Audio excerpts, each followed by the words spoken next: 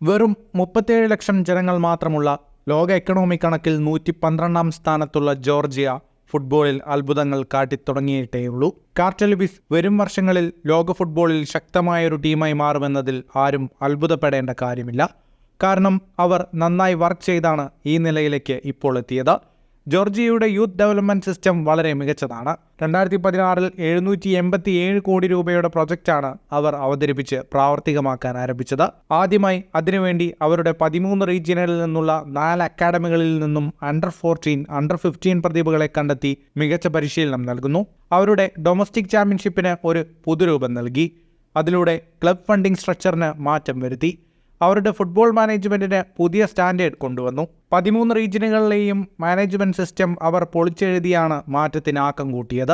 Football education പ്രോഗ്രാമുകൾ ജോർജിയയിൽ എല്ലാ റീജിയനുകളിലും അവരുടെ ഫുട്ബോൾ ഫെഡറേഷൻ നടപ്പിലാക്കാൻ തുടങ്ങി. അങ്ങനെ അവർ ഫുട്ബോളിനൊരു മാസ് അപ്പീൽ ഉണ്ടാക്കിയെടുത്ത് യൂത്തിനെ ഫുട്ബോളിലേക്ക് ആകർഷിപ്പിക്കുവാൻ ശ്രമം തുടങ്ങി.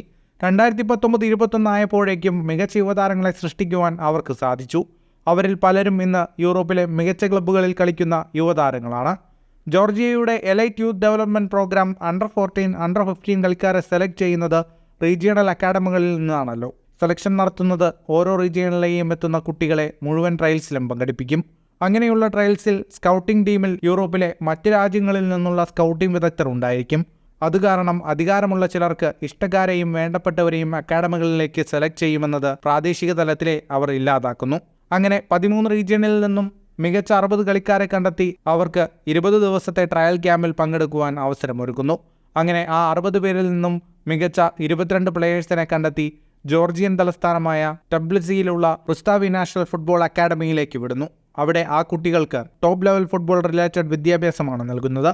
അവരുടെ ആദ്യ വർഷം മുതൽ ട്രെയിനിങ് സെന്ററിനോട് ചേർന്നുള്ള താമസം, വിദ്യാഭ്യാസം, വസ്ത്രം, ഭക്ഷണം, ജിം, മെഡിക്കൽ സൗകര്യങ്ങൾ, മാനസിക പ്രശ്ന പരിഹാരങ്ങൾക്കായി സൈക്കോളജിസ്റ്റുകളുടെ സഹായം എല്ലാം അവർ നൽകുന്നു.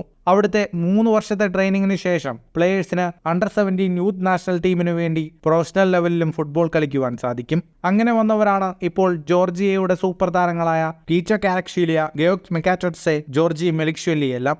18 വയസ്സ് കഴിഞ്ഞ പ്ലേയേഴ്സിനും ക്യാമ്പസിൽ കഴിയാം. അവിടെ 140 പ്ലേയേഴ്സിനുള്ള എല്ലാ സൗകര്യങ്ങളും, പരിശീലനങ്ങൾക്കായി 2 ആർട്ടിഫിഷ്യൽ ടർഫുകൾ, ഒരു ഗ്രാസ് ഗ്രൗണ്ടുമുണ്ട്.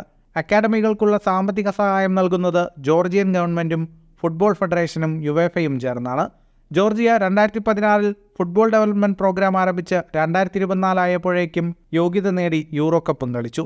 ഇവിടെ 144 കോടി ജനങ്ങളും ഇക്കണോമിയിൽ 5-ാം സ്ഥാനവുമുള്ള ഇന്ത്യക്ക് കൊള്ളാവുന്ന ഫുട്ബോൾ അക്കാഡമികൾ പോലുമില്ല എന്നതിൽ നമുക്ക് അഭിമാനിക്കാം. യൂറോപ്പിലെ കുഞ്ഞൻ ടീമുകളുമായി ഇന്ത്യൻ ഫുട്ബോൾ ടീം കളിക്കാൻ തയ്യാറായാൽ അവർ പോലും പിച്ച് ചീന്തി വിടുമെന്നതിൽ യാതൊരു സംശയവുമില്ല.